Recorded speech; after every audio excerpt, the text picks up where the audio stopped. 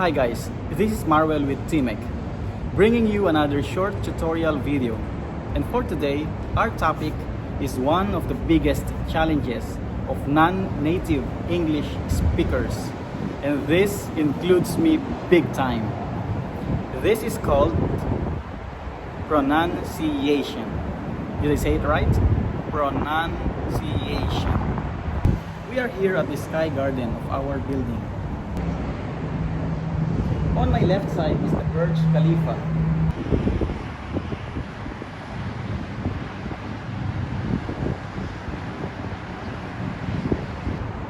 And on my right side is the Burj Al Arab.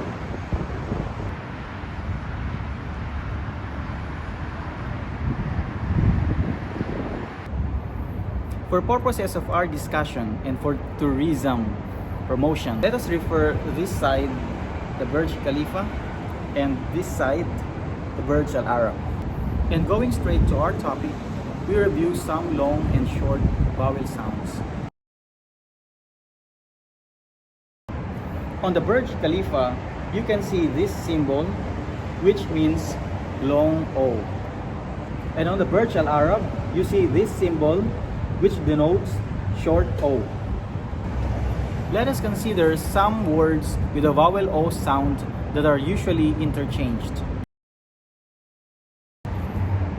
Coat, cot. Boat, bought. Toast, toss. We need a raincoat. I caught a fish alive. In this pandemic, we are on the same boat. I bought new face masks yesterday. Please toast my bread. Toss the ball. Toss the ball. In the same manner, there are also long and short I that are being interchanged. Long I symbol on the Burj Khalifa and short I symbol on Burj Al Arab. Deep. Dip. Sheep. Sheep.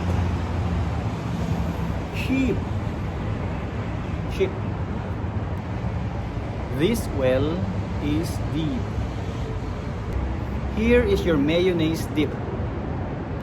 The parable of the lost sheep.